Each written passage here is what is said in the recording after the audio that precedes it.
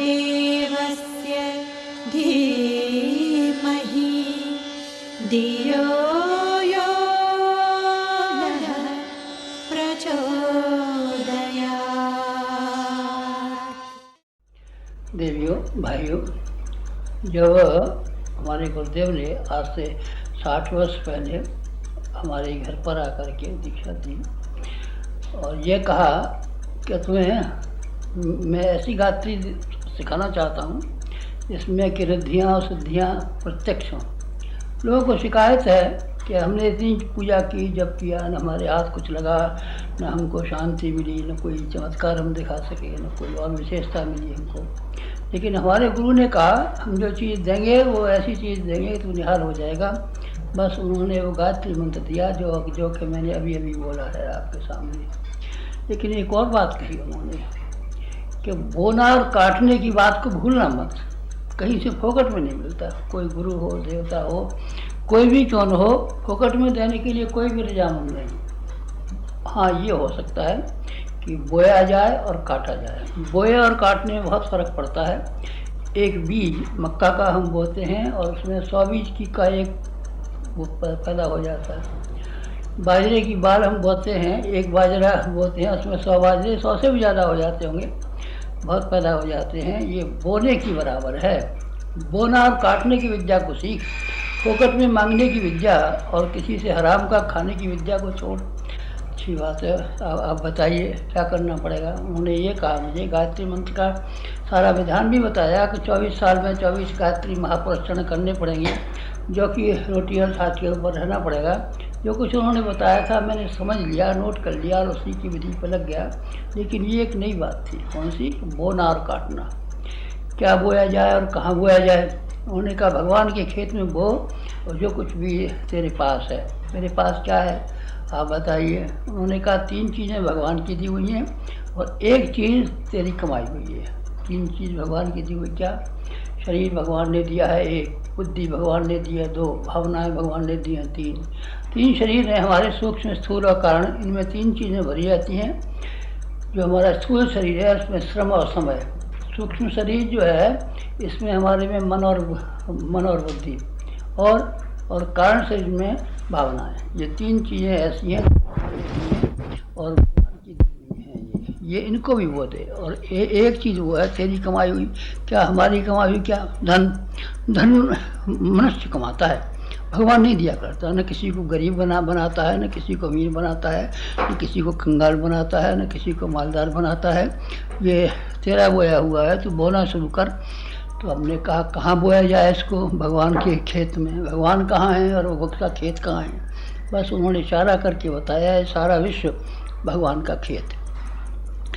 ये भगवान विराट है।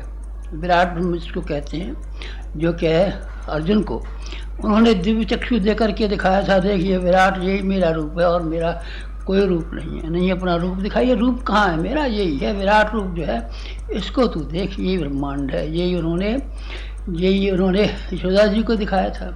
यशोदा जी एक बार कहने लगी तू तो हमने ये तप किया था कि हमारी गोदी में भगवान पैदा हुआ, तू तो बच्चा है और मिट्टी खाता फिरता है, भगवान ऐसे होते हैं। उन्होंने मुंह खोल के दिखाया कि ये विराट जो है ये भगवान है। किसी आदमी को ये मन हो कि हम भगवान के साक्षात्कार करेंगे, दर्शन करेंगे, तो उसको ये विराट ब्रह्म को देखना चाहिए। यही बात रामचंद्र जी के बारे में भी हुई। कौशल्या जो रामचंद्र जी पालने में झूल रहे थे तो अपने मन में विचार करने लगी, मैंने तो इसके लिए भगवान से प्रार्थना की थी कि मेरी गोदी में भगवान आए। ये तो बच्चा है, टट्टी करता है, पेशाब करता है, जैसे सब बालक होते हैं वैसा होता है। भगवान हंसे और उन्होंने विराट रूप दिखाया। माँ तुझे मेरा रूप देखने का हो तो विराट को देखना। यही बात काकभूषण जी के बारे में है। काकभूषण जी ने सुना था कि भगवान ने जन्म ले लिया, अवतार ले लिया, तो वो अवतार के रामचंद्र जी के दर्शन करने आए और वो रामचंद्र जी वैसे ही चावल खाते फिरते थे, भागते फिरते थे। ये भगवान कैसे हो सकते हैं?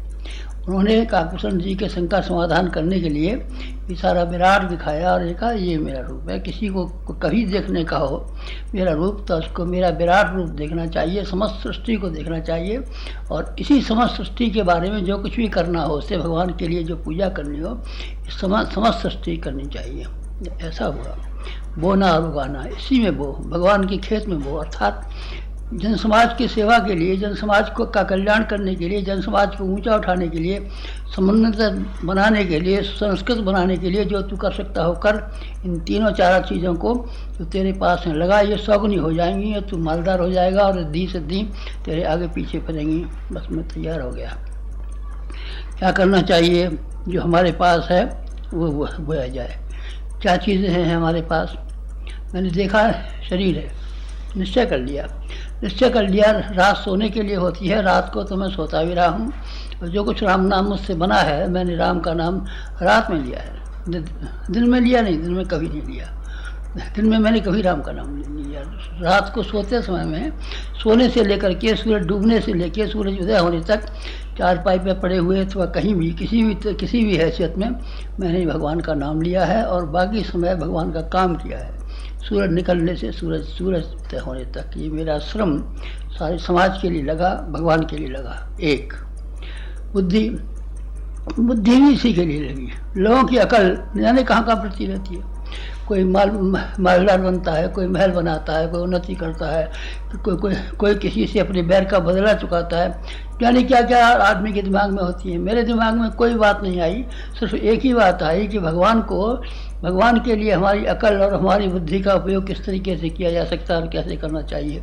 बस मैं यही विचार करता रहा। जो समस्याएं सामने थी समाज की, मेरे क्या सामने समस्या होनी चाहिए? मैं क्या समस्या करूँगा? मेरे पास क्या समस्या है बताइए आप? रोटी खाना, कपड़े पहनना, इसमें कौन दिक्कत है? जब ये भिखारी को मिल जाता है, कोढ़ी को मिल जाता है, अपंग को मिल जाता है, तो मुझे क्यों नहीं मिलेगा? जब दो हाथ पांव लिए बैठा हूँ और मेहनत करता हूँ, तो फिर मुझे ये क्यों नहीं मिलेगा? मैंने अपना सारे का सारा मन भगवान के लिए लगाया। और क्या था मेरे पास? और मेरे पास थी भावनाएँ, संवेदनाएँ। ये भी मेरे भाव संवेदनाएं किसी व्यक्ति विशेष के लिए, किसी कुटुंबी के लिए, खानदान वाले के लिए, बेटे बेटी के लिए कहीं खर्च नहीं की। ये सारी की सारी संवेदनाएं भगवान का जो सारा विश्व है, इसको सुखी और समुन्नत बनाने के लिए मैंने निरंतर प्रयत्न किया, अपने सुखों को बांटने के लिए और अपने दूसरों के दुखों को बटाने के लिए। मेरी संवेदनाएं यही विचार करती रही, मेरे पास सुख का कोई साधन है तो मैं किस तरीके से बांट सकता हूँ, और किसी के पास दुख है तो मैं किस तरीके से बता सकता हूँ। भावना मेरी इसी कार्य में लगी रही, तीनों चार लगी रही। और जो मेरे पास धन था वो मैंने खर्च कर दिया। कौन के लिए? भगवान के लिए। फिर क्या मिला आपको? चलिए मैं ये बताता हूँ आपको क्या मिला, और इससे आगे जो करने वाला हूँ उससे क्या मिलने वाला है। आप भी ध्यान रखिए, केवल मैं अपनी कहानी नहीं सुना रहा हूँ, आपको भी ये समझाने के लिए कोशिश कर रहा हूँ कि साधना उपासना के बाद में आराधना एक और करनी पड़ती है। बस अब ये आराधना में समझा रहा हूँ आपको। आराधना माने भगवान के लिए देना, समाज के लिए देना, समाज के खेत में बोना, इसी की बात करता हूँ। क्या मुझे पाया? मैंने बहुत पाया है। शरीर के बारे में मैंने बहुत पाया। शरीर को 75 वर्ष में कौन जिंदा रहता है आजकल? मरमरा करके 50-60 वर्ष के होते हैं। किसी का हार्ट फेल हो गया, किसी का क्या हो गया। रोज़ अखबार पढ़ते हैं, ये नेता मर गए, ये मर गए। फिर मैं ये देखता हूँ क्या वर्ष की उम्र थी? 60 वर्ष से ज़्यादा शायद ही कोई हो पाता हो। 50 वर्ष पहले ख़त्म हो गया, लेकिन मेरी 75 साल की उम्र पर काया जो की तो मौजूद है। कमज़ोर हो गई? नहीं, कमज़ोर नहीं हो गई। अगर कमज़ोर हो गई होती तो फिर कैसे छोड़े बर्दाश्त करती बताइए। और तब फिर ये अगर काया कमज़ोर हो गई होती तो पिस्तौल की गोलियों से क्यों नहीं छेद इसमें हो जाते। नहीं, अभी कोई नहीं है। मैं बराबर काम करता हूँ। 12 घंटे पहले भी करता था और 12 घंटे अभी भी काम कर रहता हूँ। 75 साल में मेरी काम करने की शक्ति और क्षमता में ज़राबर भी राय की नोक की बराबर भी कमी नहीं हो पाई है। ये क्या हो गया? ये मेरे शरीर की मजबूती हो गई।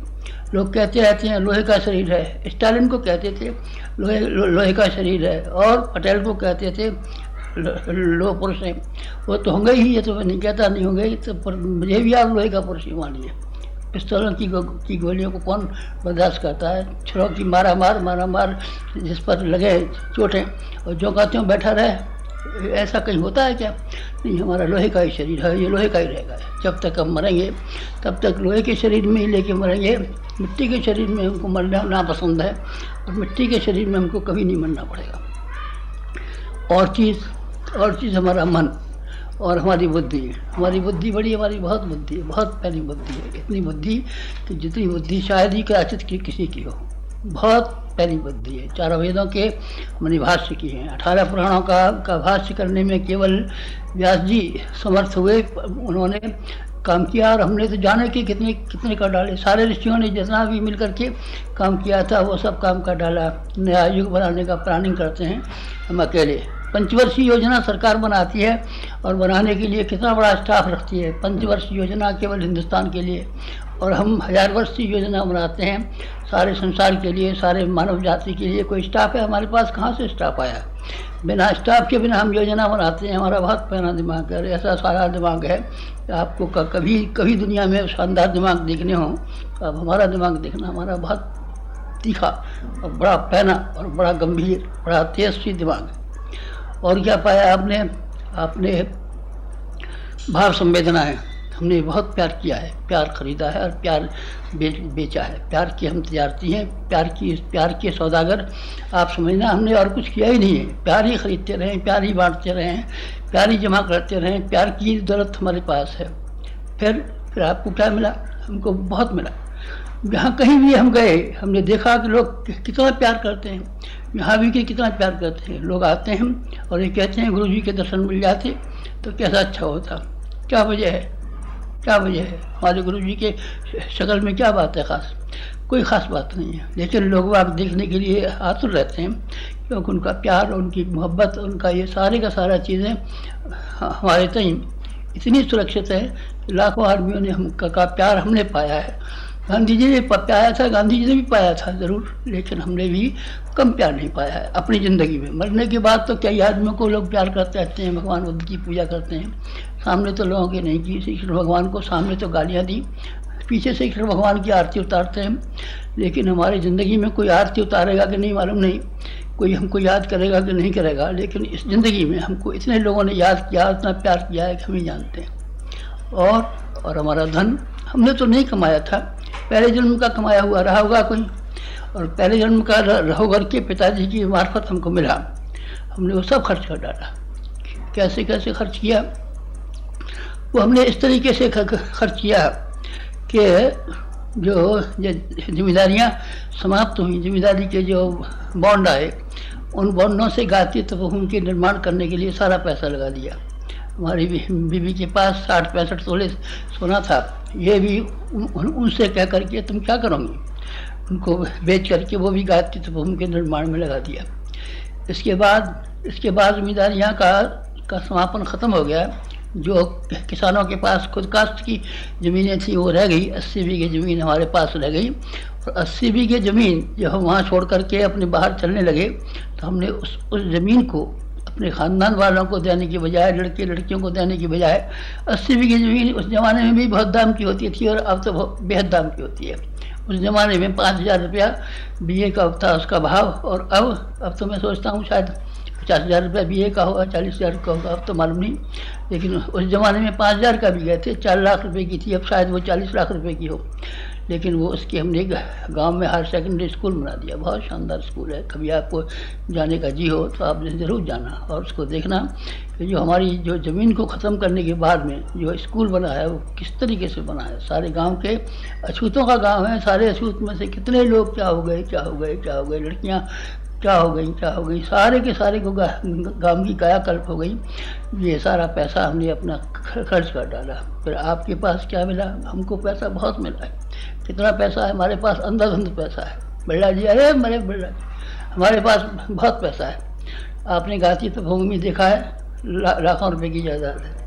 युग निर्माण योजना देखी है, लाखों रुपए की जायदाद है। खंडोत कार्यालय का प्रेस और दूसरा देखा है, लाखों रुपए की जायदाद है।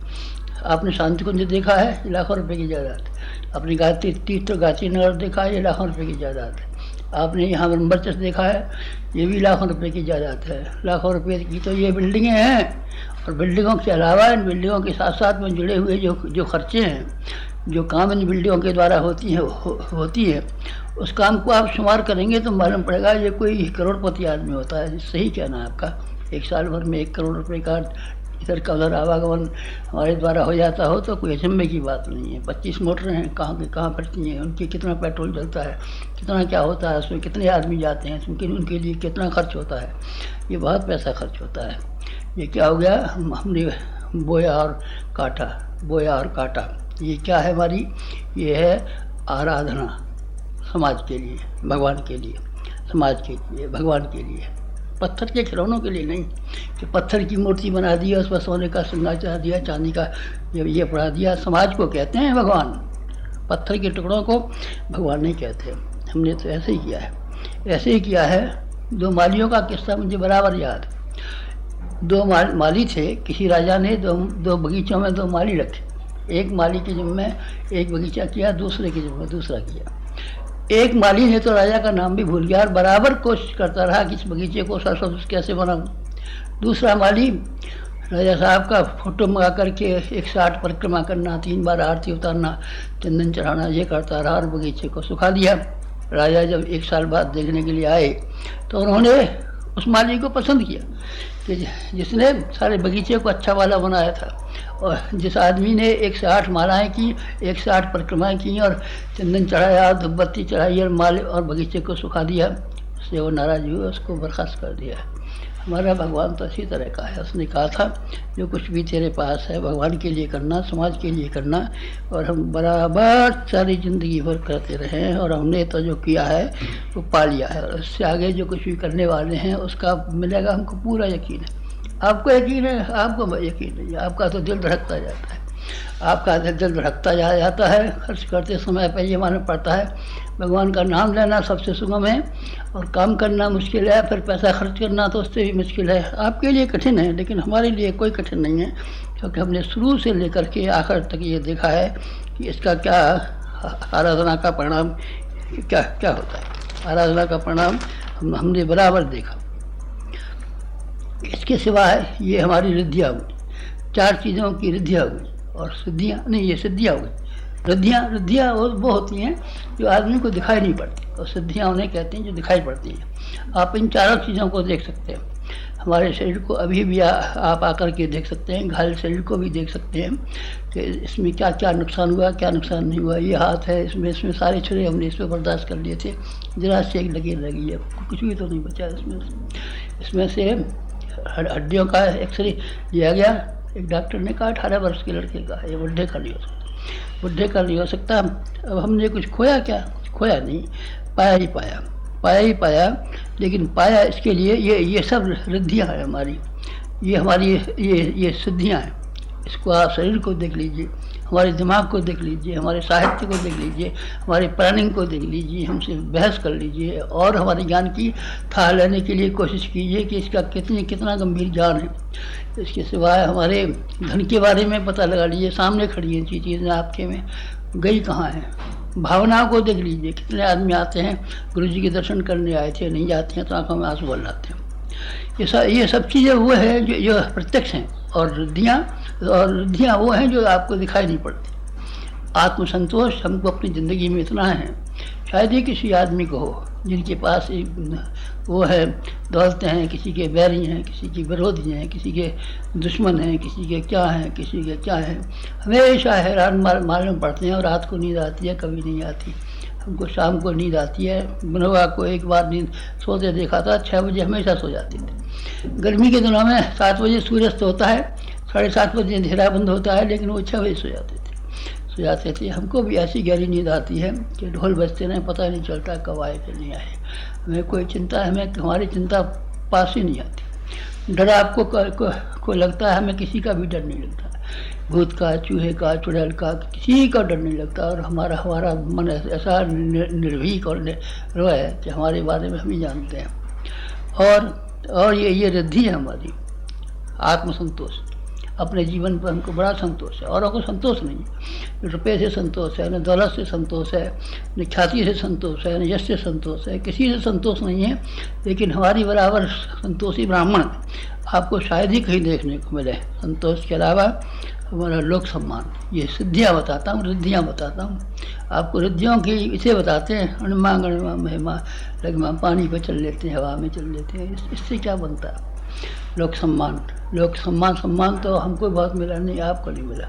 ब्याह हुआ था तो हमारा बहुत सम्मान हुआ था और हमको घोड़े पे बैठाया गया था और तिलक लगाया गया था और आरती उतारी गई थी। और सम्मान उसे कहते हैं जिसमें सहयोग मिलता है।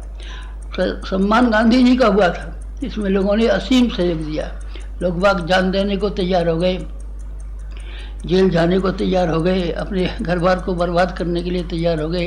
पैसे की जब उन्होंने जिस काम के लिए मांग की, उस हिसाब से उनको पूरा पूरा सहयोग देने के लिए तैयार हो गए।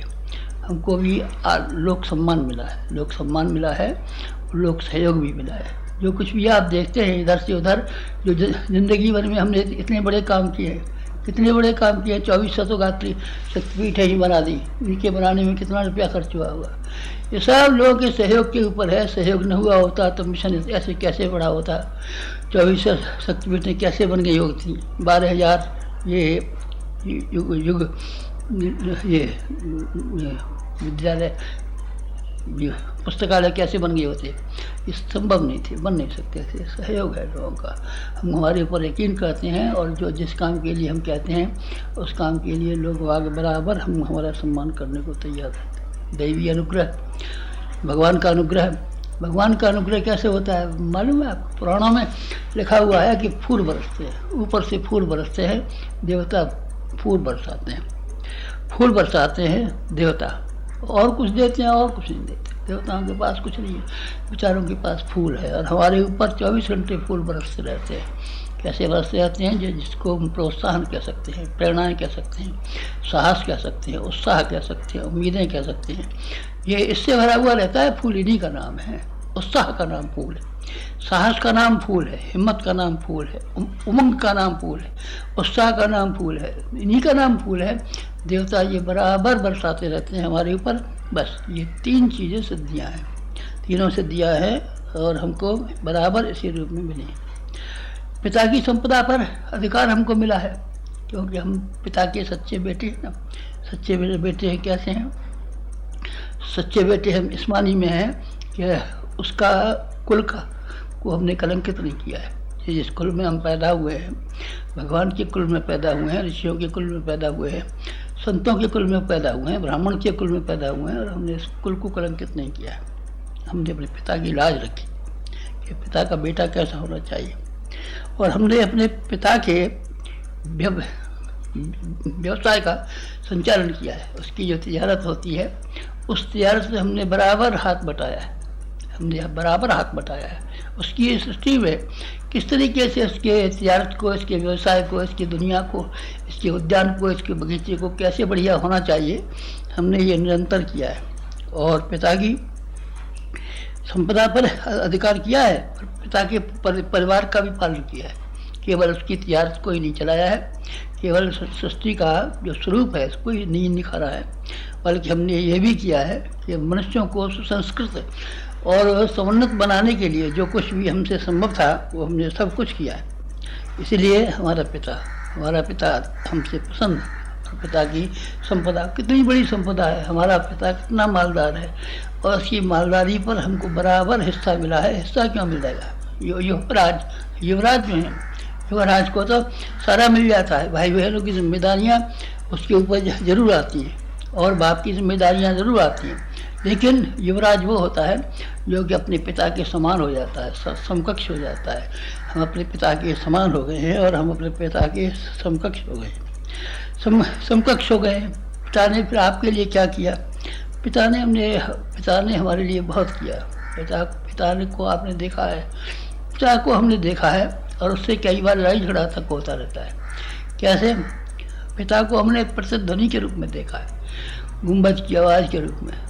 गुंबज की आवाज़ के रूप में अपने पिता को हमने देखा है। जो शब्द हमने कहा बस वही शब्द लौट कर किया गया। कुएँ की आवाज़, गुंबज की आवाज़ होती है ना, वो बिल्कुल आवाज़ इसी तरह की है, हमारे ऊपर आई है। हमने कहा जो कुछ भी हमारे पास है सब तुम्हारा, और उसने भी जवाब में यही कहा, जो कुछ भी हमारे पास है जो तुम्हारा। हमने ये कहा हमें नहीं चाहिए आपका, तो उसने भी यही कहा कि हमें नहीं चाहिए आपका। बराबर यही लड़ाई झगड़ा होता रहा, बराबर राम भरत में यही लड़ाई झगड़ा होता रहा। गेंद थी एक रखी हुई राज तिलक की, इसको इधर राम और उधर भरत दोनों ने ठोकर मारी। वो ये कहते थे कि राज्य हमारे भरत को मिलेगा, और वो कहते थे राज्य हमारे राम का है। दोनों में लड़ाई झगड़ा होता रहा। फिर वो गेंद जहाँ की तहाँ पड़ी रही। राम ने भी उस गेंद को नहीं छुआ, और भरत ने भी उस गेंद को नहीं छुआ। हमने भी ऐसे किया है। भगवान ने कहा क्या चाहिए तुझको, हमने सिर्फ ये पूछा है क्या चाहिए तुझको। राम का तो उसका कायदा ही ऐसा है, जब आता है मांगता ही आता है, जब आता है तो मांगता ही आता है। जिसके पास गया उससे मांगता ही है। सबरी के पास गया मांगता ही गया, हम भूखे हैं खाने को कुछ हो तो दे, सबरी ने दिया। गोपियों के पास गया, उसने कहा हम भूखे हैं तेरे पास कुछ हो तो निकाल के ला। उसने दही निकाल के दे दिया, घी निकाल के दे दिया। कर्ण के पास गया तो उसने कहा तेरे पास क्या है, ला निकाल के। बस कर्ण ने अपने सोने के दांत तोड़ करके उसके हवाले कर दिए। राजा बलि के पास गया, ये पहुंचा तेरे पास क्या है, ला। राजा बलि ने कहा जमीन है मेरे पास, तो उसने कहा 3.5 एकड़ हमको भी दे दे। 3.5 एकड़ में सारी ज़मीन उससे नाप करके और ये सब कर ली। सुदामा जी उसके पास गए, हमें कुछ चाहिए तो पीछे पर हमको दो ना, हमारे पास क्या है। निगाह डोला के देखी तो उनकी पोटली में चावल रखे हुए थे। चावल को उन्होंने छीन लिया, उन्होंने कहा पहले चावल हमारे सुपुर्द कर, मांगने की बात पीछे करना।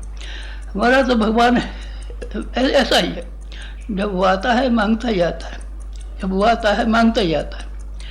क्या देगा हमको, क्या देगा हमको, हमने नहीं कहा उससे क्या देगा हमसे। हम तो यही कहते रहे क्या देगा तू हमसे, क्या देगा हमसे, नहीं हमने ये नहीं कहा क्या देगा। हमारा तो भगवान ऐसा ही है, और उसके लिए हमने सारी ज़िंदगी भर मरे और खपे। वही हमारा गुरु है और वही हमारा भगवान है। गुरु के रूप में भगवान को ही माना है हमने, भगवान को देखा नहीं है हमने। कहाँ रहता है, कैसा है, कितना लंबा चौड़ा है, नाक कान कैसे है, उसके देखे नहीं है, लेकिन गुरु के हमने देखा है। उसको हम जिंदगी भर में 3 बार आँख से देखा है, लेकिन उसको 24 घंटे उसकी आवाज़ हमारे कानों में आती है, हमारे दिल में आती है। क्या करना चाहिए उसी के मुताबिक हमने ये किया है। कौन सा वाला काम, 2 वाले काम, कि आपसे बोलना बंद कर दिया है और एकांत में रहना शुरू कर दिया है। मौन हम धारण करते हैं और एकांत में रहते हैं, ये 2 काम उसी के कहने से किए हैं। फिर क्या होता है, हमारा भगवान के लिए हम करते हैं और हमारे लिए भगवान करता है। क्या करता है भगवान, हमारे लिए बॉडीगार्ड की तरीके से पीछे पीछे फिरता रहता है। जब वो आता है तो ये कहता है हमेशा तू हिम्मत मत हारना, डरना मत किसी से। बॉडीगार्ड है, जो तुझे हैरान करेगा उसको हम ठीक कर देंगे, उसकी हम नाक में दम कर देंगे, उसको हम धूल में मिला देंगे। ऐसा है हमारा बॉडीगार्ड और ऐसा है हमारा पायलट। रास्ता कहाँ से है दिखाई नहीं पड़ता हमको, रास्ते हम कहाँ जाएं, बस वो रास्ते में आगे आगे बॉडीगार्ड चलता है। उन्होंने कहा जोखिम वाली जगह, खतरे वाली जगह को हम चलते हैं आगे आगे और आप पीछे से आइए, हमारे से आप पीछे से आइए। उस बॉडीगार्ड के पीछे चलते हैं, हमारा बॉडीगार्ड आगे चलता है भगवान, और हमारा पायलट आगे चलता है, हमारा बॉडीगार्ड पीछे चलता है, हमारा बॉडीगार्ड पीछे चलता है, हमारा पायलट आगे चलता है। और हम सुरक्षित होकर के मिनिस्टर की तरीके से बड़ी शान के साथ में अपने कदम बढ़ाते हुए दुनिया में चलते हैं। ये हमारी ज़िंदगी साधना का परिणाम ये आ गया प्रत्यक्ष हमारे सामने। परोक्ष की बात कौन कहता है, नगद धर्म है। ये है हमारे जीवन का सार और उसका चौथा वाला चरण।